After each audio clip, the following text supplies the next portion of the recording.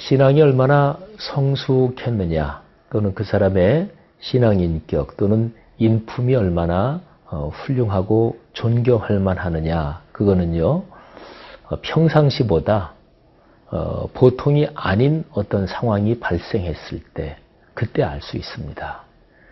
무지무지하게 기분 좋을 때, 아주 일이 잘 될 때, 그때 다른 사람을 생각하지 않고 정신을 차리지 못하고 자랑한다. 그러면 자기 절제, 인품이 그렇게 썩 잘 훈련된 사람은 아니죠. 또 사람이 굉장히 어렵고 자기가 위기에 처했을 때 그때 본능적으로 자기를 방어하잖아요. 다른 사람이 어떻게 되는 건 상관없고 나만 먼저 살겠다. 그래서 재난을 다룬 영화를 보면 그런 인간 본성이 얄팍하고 그리고 경박하고 그리고 짐승 같은 인간 본성이 그대로 드러나는 그런 장면들이 많잖아요. 그래서 사람은요, 어려움을 당하고 또는 힘든 일을 당할 때 또는 통상적이지 않은 상황 속에서 그 사람을 제대로 알 수가 있는 거죠. 신앙의 훈련은 우리의 인격을 지속적으로 성숙하게 만듭니다. 그런 신앙을 늘 훈련하는 게 참으로 커다란 복입니다.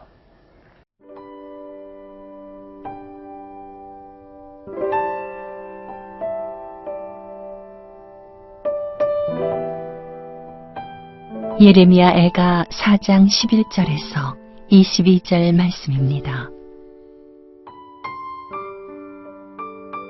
여호와께서 그의 분을 내시며 그의 맹렬한 진노를 쏟으시며 시온에 불을 지르사 그 터를 사르셨도다. 대적과 원수가 예루살렘 성문으로 들어갈 줄은 세상의 모든 왕들과 천하 모든 백성이 믿지 못하였었도다.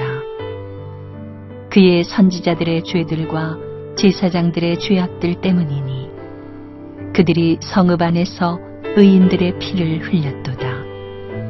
그들이 거리거리에서 맹인같이 방황하며 그들의 옷들이 피에 더러워졌으므로 그들이 만질 수 없도다. 사람들이 그들에게 외쳐 이르기를 저리 가라, 부정하다. 저리 가라, 저리 가라, 만지지 말라 하였으며 그들이 도망하여 방황할 때에 이방인들이 말하기를 그들이 다시는 여기서 살지 못하리라 하였도다. 여호와께서 노하여 그들을 흩으시고 다시는 돌보지 아니하시리니 그들이 제사장들을 높이지 아니하였으며 장로들을 대접하지 아니하였음이로다. 우리가 헛되이 도움을 바람으로 우리의 눈이 상하며 우리를 구원하지 못할 나라를 바라보고 바라보았도다.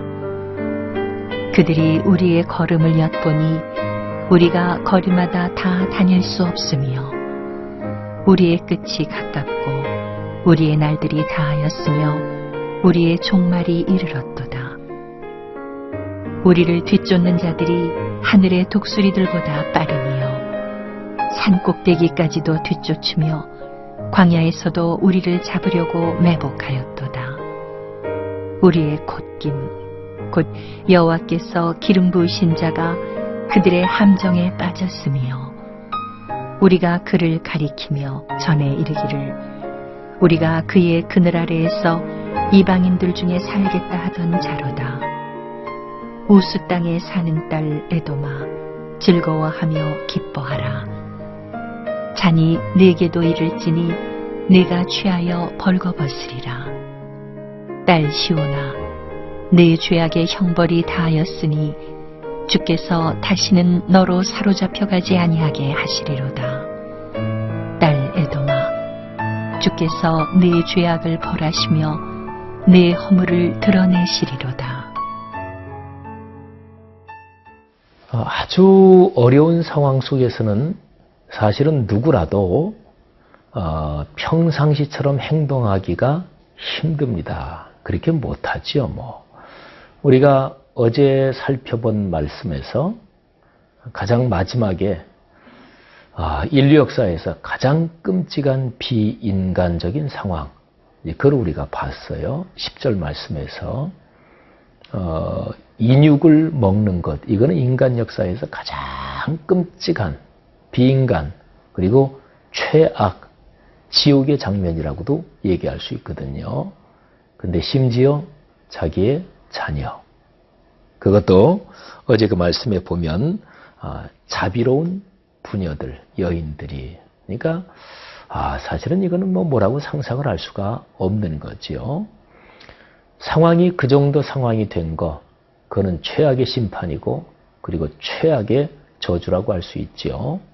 근데 사실은 그거하고 짝을 이루게 진짜로 최악으로 형벌을 받는 모습이 이제 오늘 본문에 또 하나가 나옵니다. 자, 12절 말씀이에요. 대적과 원수가 예루살렘 성문으로 들어갈 줄은 세상의 모든 왕들과 천하 모든 백성이 믿지 못하였었도다. 보세요. 대적과 원수가 예루살렘 성문으로 들어간대요. 그거는 예루살렘이 함락된다, 그런 얘기죠. 예루살렘은 보통 도성이 아닙니다. 이렇게 적어도 믿는 사람들에게, 그러니까 하나님을 신으로, 유일한 참신으로 믿는 이스라엘 백성들에게 예루살렘은 보통 도성이 아니지요. 그 안에 성전이 있어서 그래요. 성전 안에 지성소에는 하나님의 거룩한 언약궤가 있어서 그래요. 언약궤는 하나님의 말씀이 들어있는 거지요. 하나님은 말씀이 계시는 곳에 거기에 하나님도 계시는 거예요. 하나님의 임재와 현존. 그러니까 예루살렘은 적어도 이스라엘의 신앙, 그렇게 믿는 사람들에게서는 이거는 보통의 성이 아니에요. 예루살렘이 망가질 수도 있나? 함락될 수도 있나? 아니, 어떻게 그게 가능해요? 그런 경우는 없어요. 그리고 이스라엘 사람만이 아니라 말하자면 이스라엘의 역사에서 보면 다른 나라들도 예루살렘을 아주 특별하게 봤다. 그거는 고대 근동의 역사 가운데서도 많이 찾아볼 수가 있습니다. 그런데 그 예루살렘으로 원수들과 대적들이 그 성문으로 들어가서 말하자면 성이 함락된다는 거예요. 오늘 여기 12절 본문이 그런 거예요. 인육을 먹는 사건을 통해서 일반적으로 가장 비참한 비인간의 상황을 묘사했다면 하나님의 성, 하나님이 임재하시고 현존하시는 그 도성, 성전이 있는 곳이 짓밟히고 함락된다. 이걸 가지고 신앙적인 관점에서 가장 비참하고 그리고 최악의 상황을 설명을 하고 있는 거예요. 근데 그런 상황이 왜 발생했나요? 13절 바로 이어지는 구절에 그 까닭이 기록이 되어 있습니다. 제가 읽습니다. 그의 선지자들의 죄들과 제사장들의 죄악들 때문이니 그들이 성읍 안에서 의인들의 피를 흘렸도다. 아멘. 여러분들 죄를 얘기할 때 백성들의 죄는 아닌가요? 아니, 백성들도 죄를 지었어요. 왕들의 죄는 아닌가요? 아니요, 왕들도 죄를 지었어요. 그런데 아주 구체적으로는 선지자들, 제사장들을 얘기를 합니다. 오늘날로 말하면 성직자들이에요. 여러분 잘 생각해 보십시오. 어느 집단이 망가질 때는 지도자들이 망가지는 게 그게 최악이에요. 교회 공동체, 신앙 공동체가 망가질 때는 신앙적 리더들이 망가지는 게 최악입니다. 사실은 제가 목사지만요. 오늘날 한국 교회 또는 기독교 2000년 역사에서 그리스도의 몸인 교회 공동체가 약해지고 병들고 타락할 때 구조적인 현상은 똑같았어요. 그게 아주 심해서 타락한다. 그러면 그 현상을 들여다보면 성직자도 타락한 거예요. 성직자의 타락이 가장 커다란 문제예요. 오늘날도 안타깝지만 마찬가지라고 얘기할 수가 있습니다. 그리고 평신도 리더들 중에서 타락한 사람들이 나타나는 것. 오늘날의 현상이에요. 저는 늘 그런 생각을 합니다. 제가 목사라서 불어 하는 얘기가 아니고 오늘날 한국교회 문제 제일 첫 번째, 저 같은 목사의 책임입니다. 그 다음에 하나만 더, 그리고 또 누구의 책임이냐 그러면 목사와 장로의 책임입니다. 목사 장로가 당회를 구성해서 현실적으로 어떤 한 교회 또는 각 교단의 제일 중요한 결정사항들을 처리하는 권한을 가지고 있으니까. 사랑하는 지도자 여러분, 우리에게 맡겨진 책무를 두렵고 떨리는 마음으로 감당하십시다. 사랑하는 모든 그리스도인들이요, 지도자들을 긍휼히 여기고 불쌍히 여겨달라고 하나님 앞에 중보의 기도를 끊이지 않아야 합니다.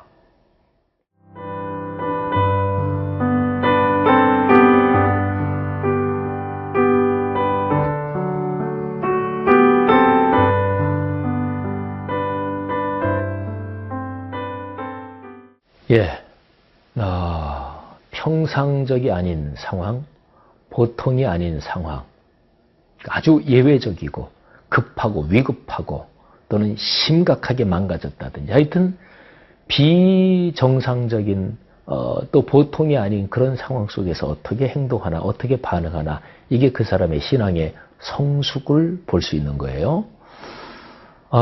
그리스도인 지도자들도 그렇고 그리고 일반적으로 전체적으로 그리스도인들의 평균 신앙이 이게 많이 떨어져 있습니다. 근데 이게 보통 상황이 아니에요. 이게 건강도가 심각하게 지금 문제가 있는 거예요. 근데 이런 것이 문제가 있다, 이거를 깨닫지 못하는 거, 이게 더 큰 문제고요. 그래서 오늘날 우리 그리스도인들의 삶에서 목회자들 또는 신학자들 또는 선교사들, 하여튼 풀타임으로 하나님의 일을 감당하는 사역자들 하고요. 그리고 평신도 지도자들, 이런 분들이 다시 한번 현재 상황의 심각성을 깊이 깨달아야 돼요. 그래서 누구나가 다 그런 거지 할 때 아니야, 그런 게 아니야, 이렇게 반응하는 이런 신앙의 성숙성이 중요한 거지요.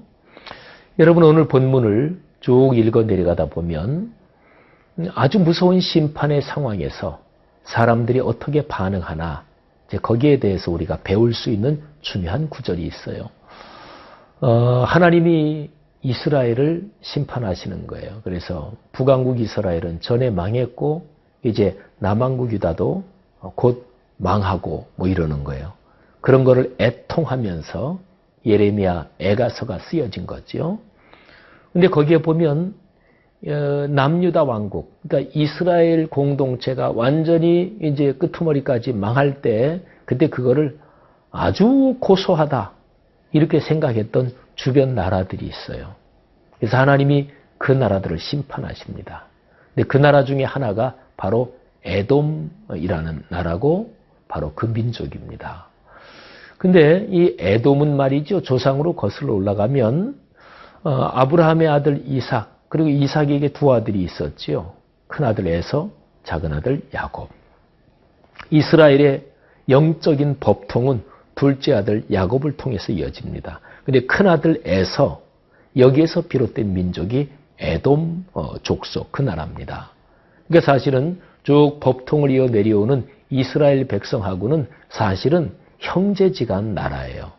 그런데 이스라엘 남유다 왕국이 멸망할 때 에돔이 아주 고소했고 또 막 멸망해서 흩어지는 이스라엘 사람들을 핍박하고 잡아다가 노예로 팔기도 하고 그랬거든요.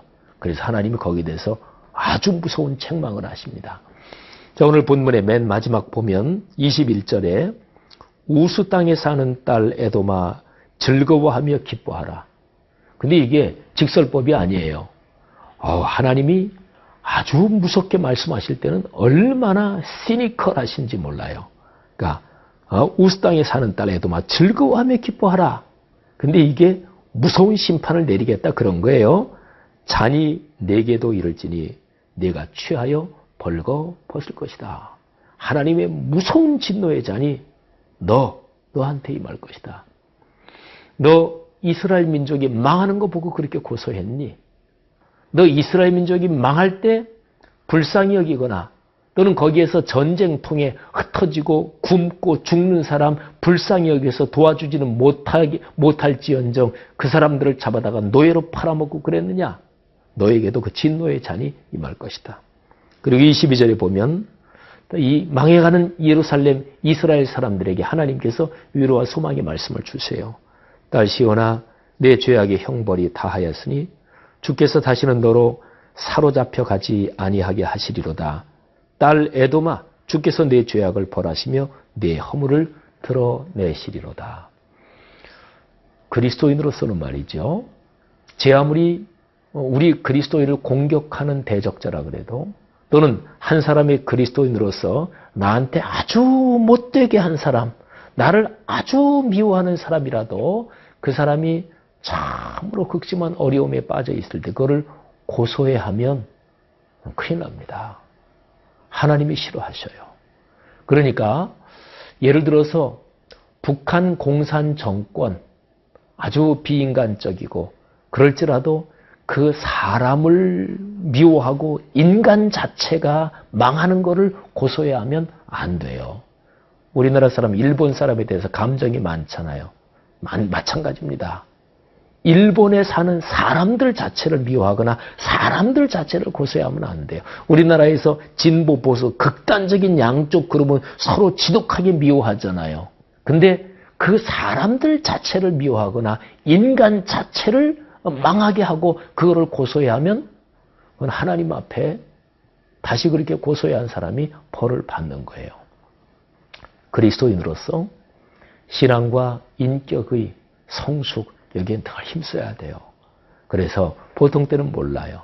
그런데 보통이 아닌 상황에 부딪혔을 때 거기에서 신앙인의 신앙인다움이 아름답게 드러나는 것입니다. 윤동주 시인이 얘기하는 것처럼 죽어가는 모든 것을 사랑해야지. 그렇습니다. 세상의 모든 어렵고 고통을 당하는 존재들에 대해서 긍휼의 마음을 가지고 끌어안을 수 있는 그리스도인, 그런 어머니로서의 교회가 되도록 우리를 헌신하십시다. 기도하겠습니다. 하나님 아버지, 하나님의 자녀답게 예수 그리스도의 제자답게 우리의 인격과 일상이 훈련되게 하시고 그렇게 삶의 길을 걷게 하옵소서. 그렇게 걷다가 언젠가 주님 우리 부르시는 날에 주님 이 날을 얼마나 기다렸는지 몰라요. 주님 반갑습니다. 주님께서 우리를 꼭 끌어안아 주시며 또 말씀하시기를 사랑하는 내 아들아 내 딸아 내가 너를 얼마나 사랑했는지 아느냐. 그렇게 주님 만나게 하옵소서. 예수님 이름으로 기도 올립니다. 아멘.